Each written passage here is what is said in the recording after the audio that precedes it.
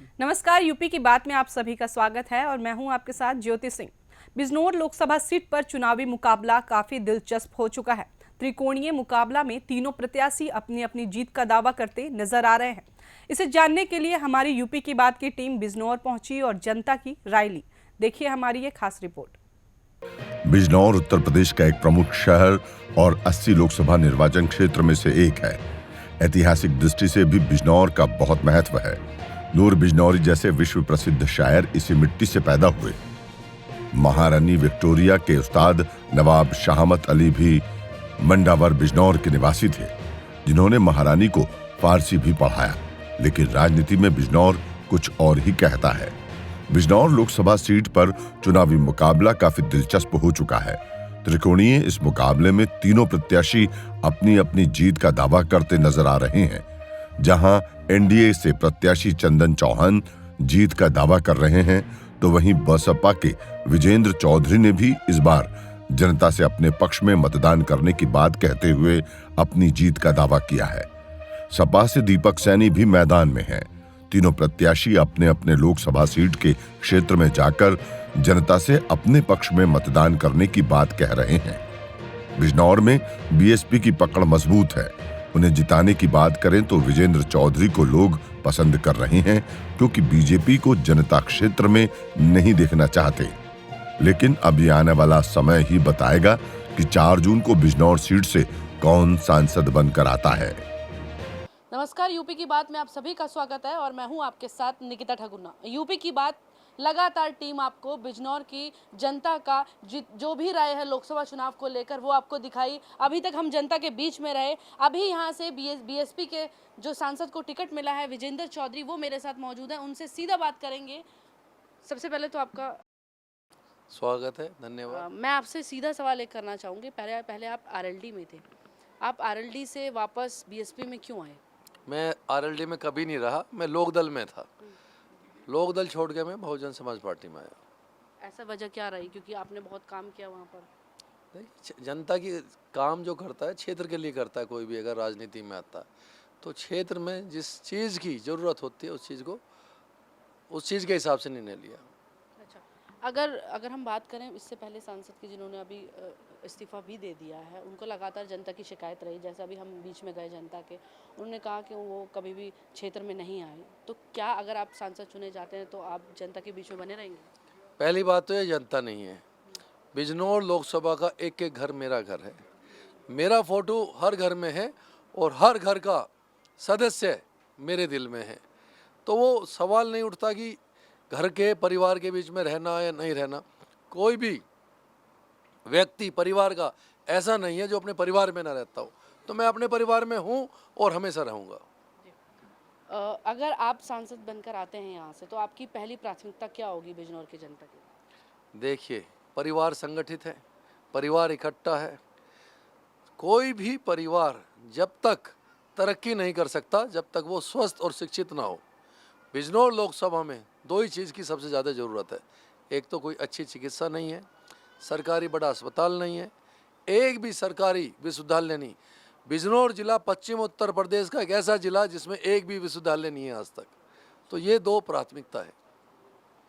बिजनौर की जनता के बीच आप जा रहे होंगे, 19 अप्रैल को यहाँ पर वोटिंग होगी। क्या लग रहा है आपको? आपने जो आप क्षेत्र में घूमे, आपके हिसाब से क्या हो रहा है? देखिए, मैं जैसे बताया, ये जनता नहीं है तो परिवार है। तो मेरे साथ तो परिवार पूरा है और परिवार हमेशा अपनों के साथ रहता है, दूसरे के साथ तो जाता नहीं। तो रही बात रहने की, देखने की, तो परिवार वाले जैसा निर्णय करें। परिवार वालों ने निर्णय करके ही मुझे संसद में भेजने का निश्चय किया है। एक अंतिम सवाल मेरा ये रहेगा आपसे कि आप किसको मानते हैं अपने सीधी टक्कर किसके साथ हो रही है बिजनौर से? देखिए, हमारी तो गिनती 13 लाख से शुरू है। टक्कर का तो कोई सवाल ही नहीं है। तो एक तरफा है। अब आप माहौल है, आप यहाँ पर वोटिंग कर लो। आप मुझे बताओ, आप चुनौती किससे मानते हैं? खुद को? चुनौती तो कुछ है ही नहीं। कुछ नहीं है। कहाँ है चुनौती? आप बताओ। हमारी देखिए, एक की गिनती 13 लाख से, दूसरे गिनती 4 लाख से, और 4 में सब हैं, हम 13 में अकेले हैं। तो कहाँ हुई गिनती? चलिए ठीक है, धन्यवाद। तो आपने सुना बीएसपी प्रत्याशी विजेंद्र चौधरी को, जिनका साफ कहना है कि हम जनता के बीच पहुंच रहे हैं, जनता की मुसीबतों को सुन रहे हैं, लगातार जनता से बातचीत भी कर रहे हैं। लोकसभा चुनाव के पहले चरण का जो मतदान होना है 19 अप्रैल को, उसमें से जो एक सीट है वो है बिजनौर। बिजनौर में यूपी की बात की टीम पहुंची है। बिजनौर का फेमस ये चौक है, यहाँ पर चाय पर चर्चा करेंगे और यहाँ पर लोगों से जानेंगे कि बिजनौर में चुनावी माहौल कैसा है। आपका नाम जानना चाहूंगी पहले, क्या नाम है? यूसुफ जी, क्या हाल चाल? बढ़िया सब? चाय वाय मीठी है? माहौल कैसा है यहाँ का? बढ़िया है, है? बढ़िया है। बढ़िया है। तो क्या हालात लग रहे हैं, विकास हुआ है यहाँ पर या नहीं? बस हाथी पे चल रहा है इस टाइम में, लोग हाथी पे नहीं गा रहे। अच्छा, हाथी पे नजर है और किसी पे नहीं? कुछ अच्छा नहीं है। अच्छा, दुकानदार से पूछते हैं, आपका नाम क्या है अंकल? इसरार चाय वाला। क्या चाय वाला? इसरार चाय वाला अच्छा, फेमस है शायद। जी, कितने सालों से? बहुत टाइम हो गया, 30 साल हो गया। 30 साल। 30 सालों में क्या देखा आपने? बिजनौर में विकास हुआ या नहीं?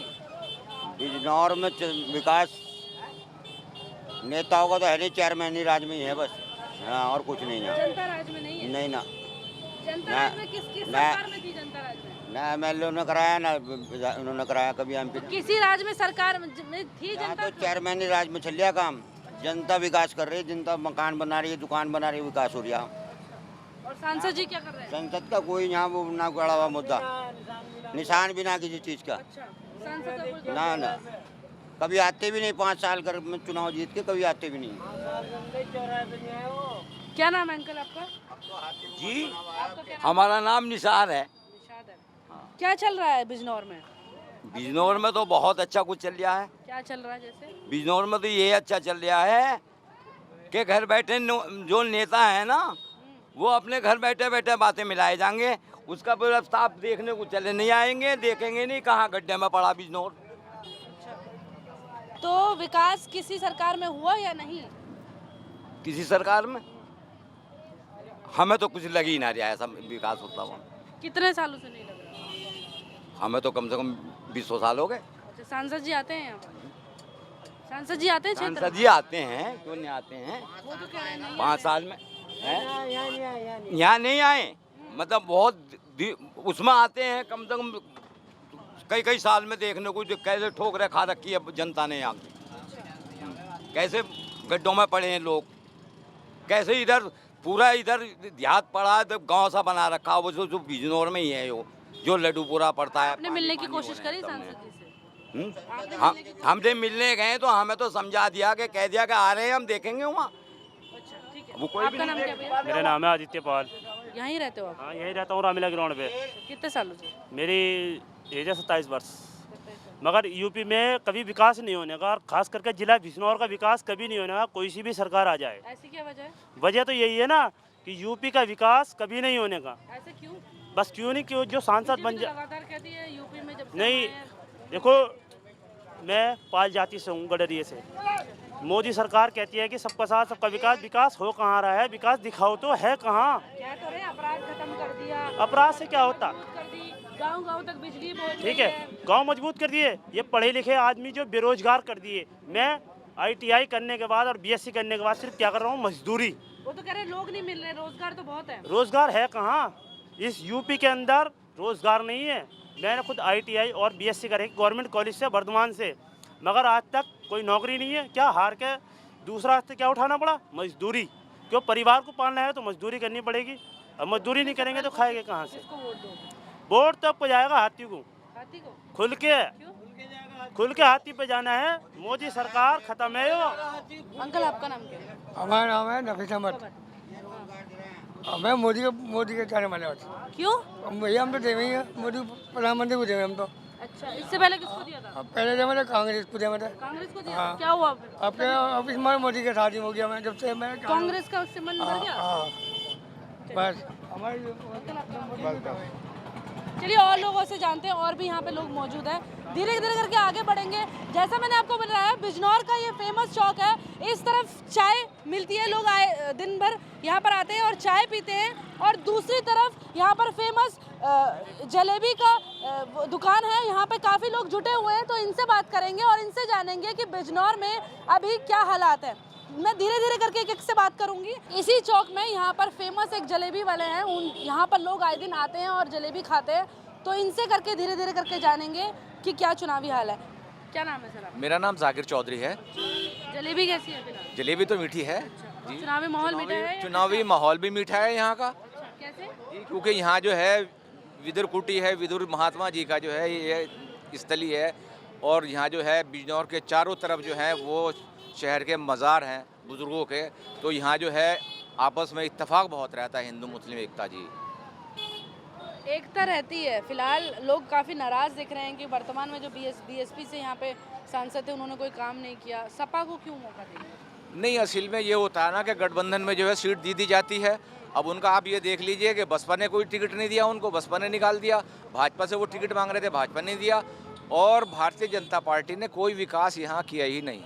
जनता का मूड ही नहीं है सपा को देने का? नहीं, बिल्कुल मूड है जनता का। ये तो जब रिजल्ट आएगा जब आपको पता लग जाएगा कि जनता का मूड है या नहीं है। क्या नाम है आपका? मेरा नाम कमलेश भुयार है। वैसे अभी आए हो फिलहाल ये जलेबी खाना है या पहले भी आते थे? नहीं, ये गुप्ता जी की दुकान है, जलेबी के नाम से गुप्ता जी फेमस हैं। और मैं सबसे पहले तो पूरे आवाम को, पूरे देश को, आज ईद का त्यौहार है जो हिंदू मुस्लिम एकता का त्यौहार है, उस पर पूरे देश को बधाई देना चाहती हूँ। और आपको बताना चाहती हूँ कि यहाँ मीठी जलेबी खाई जा रहे हैं। ईद पे हम लोग सिवैयाँ खाते हैं, उसी का दूसरा रूप मीठे में जलेबी भी है। मैं कहना ठीक जलेबी की तरह यहाँ पर इस बिजनौर में कौन टेढ़ा हो रहा है? देखिए, यहाँ किसी का गेम नहीं है। मैं बताना चाहती हूँ कि हमारे माननीय राहुल गांधी जी ने जो नफरत की दुकान मोदी सरकार ने या मोदी योगी ने खोल रखी थी, वो नफरत की दुकानें अब हमने बंद कर दी। हमारे राहुल गांधी जी ने यात्रा कर, राहुल गांधी जी मोहब्बत की दुकानें भी लगा रहे हैं। जी, मोहब्बत की दुकान खुली हुई है अब। और बिजनौर की दोनों लोकसभा है, बिजनौर भी और नगीना भी, गठबंधन जीतने जा रहा है। और यहाँ दीपक सैनी जी को जो टिकट मिला है वो उसमें हर जाति का, हर वर्ग का उनके साथ वोट है। इसलिए क्योंकि ये जो लोकतंत्र है इसमें ये बांटने का काम नहीं करते। आपका नाम क्या? मेरा नाम मुजम्मिल आलम है। यहीं रहते हैं आप? हाँ, मैं यहीं रहता हूँ, बिजनौर का, बिजनौर का निवासी है। उससे पहले किसको वोट किया था? उससे पहले अन्य पार्टी को दिया है। यहाँ से पहले बीएसपी रही है गठबंधन में 2019 में, मलक नगर जी यहाँ से जीते थे। वोट दिया था? बदलाव के तौर पे वोट दिया था, लेकिन वो बदलाव कुछ नहीं होगा इस भारतीय जनता पार्टी में, सिवाय नफरत के, सिवाय परेशानी के। इसके अलावा यहाँ कुछ नहीं है। बीजेपी की तरफ से तो इस बार सीट ही नहीं, आरएलडी की तरफ से सीट। किसको? गठबंधन है ना, क्या नाम है बीजेपी को, मतलब आरएलडी का। उम्मीदवार तो वो दोनों ही कंबाइंड है, दोनों ही यहाँ से टाटा बाय बाय हो गए उत्तर प्रदेश से। 80 के 80 हारेंगे दोनों। अच्छा, बहुत विश्वास है। बिल्कुल। ये कह रहे हैं 80 के 80 हारेंगे बीजेपी। मेरा नाम मुनीश त्यागी है, मैं बिजनौर का रहने वाला हूँ। यहाँ गुप्ता जी की मशहूर दुकान है, सारे लोग बैठे थे एक जगह, मैंने कहा चलो गुप्ता जी की जलेबी खा के आते हैं। बहुत अच्छा सवाल आपने पूछा है। यहाँ हिंदू मुस्लिम एकता का प्रतीक है बिजनौर जिला, ये विदुर जी की भूमि है। यहाँ इन्होंने जो बीजेपी के लोगों ने जहर घोलने का काम किया है, उन्हें उखाड़ के फेंकने का काम करेगी यहाँ की जनता। इस बार राहुल गांधी देश के प्रधानमंत्री बनेंगे, इंडिया गठबंधन जीतेगा। कांग्रेस के ज़माने में हमने ये देखा है कि चाहे किसान हो, किसान भी खुशहाल था, व्यापारी भी खुशहाल था, युवा को नौकरी मिल रही थी। आज इन्होंने युवाओं को मजबूर किया है फांसी लगाने पे। आज इन्होंने किसान को मजबूर किया है फांसी लगाने पे। आज फांसी लगाने को मजबूर है व्यापारी भी, सबको बर्बाद करने का काम किया है। सबके लिए काम कर रहे, रोजगार दे रहे हैं, पर लोग ही नहीं मिल रहे रोजगार। ये 80 करोड़ को मोदी जी खुद कहते हैं दुनिया का सबसे बड़ा इंसान अगर कोई झूठा है तो वो नरेंद्र मोदी है। इन्होंने झूठ बोलकर जनता को ठगने का काम किया है। वो कह रहे 70 साल से कांग्रेस ने ठग लिया। हाँ, वो जनता समझ चुकी है। अब इन्हें दौड़ा के अभी बागपत में भगाने का काम किया है, इन्हें गुजरात में भगाने का काम किया है, इन्हें हरियाणा में भगाने का काम किया है, इन्हें राजस्थान में भगाने का काम किया है। जनता समझ चुकी है। और एक शेर मुझे याद आता है, कलम वालों सियासी जुर्मों का रुदाद लिख देना, कयामत लिखनी हो तो तुमको गुजरात लिख देना। गुजरात में 1 लाख लड़कियां गायब हैं जिनका ये हिसाब देने को तैयार नहीं। इनके लिए जेल होगी, इन्हें जेल जाना पड़ेगा। जिस तरह से भ्रष्टाचार, बड़ा आरोप ये भी लगा रहे हैं बीजेपी पर। आप क्या कहेंगे, बिजनौर में विकास हुआ है या नहीं? विकास तो हमें तो कुछ नहीं दिखाई दे रही जी। कुछ नहीं हुआ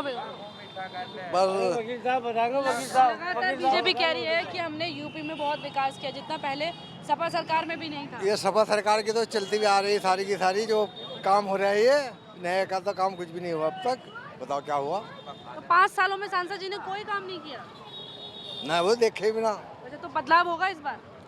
बिल्कुल होना चाहिए। किसको मौका देंगे?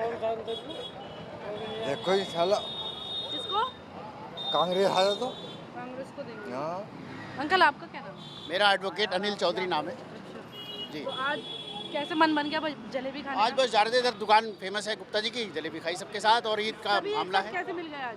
आज ईद का दिन है तो बड़ी खुशी की बात है। सब लोग खड़े तो हमारा धर्म है मिलने का, सब लोग हमारे परिचित। तो क्या कहते हो एडवोकेट साहब जी, यहाँ पर कितना विकास हुआ? आपने देखा होगा यहाँ पे बहुत सारे लोगों को, बहुत सारी सरकारों के जो प्रत्याशी हैं वो उतरे हैं, जो अभी सांसद रहे, कैसा माहौल रहा? अब क्या बदलाव हुआ, क्या नहीं? जो हमारे निवर्तमान सांसद है वो तो हमने पूरे 5 साल में देखे नहीं, जरूर कभी कभी उनके बयान अखबारों में साए हुए या कभी पार्लियामेंट बोले, लेकिन पब्लिकली कहीं दिखाई नहीं दिए। तो इस बार लोग चाहते हैं ऐसा सांसद हमारे बीच हो जो हमारे बीच रहे, हमारे सुख दुख समझे और लोगों को रोजगार दे और विकास कराए।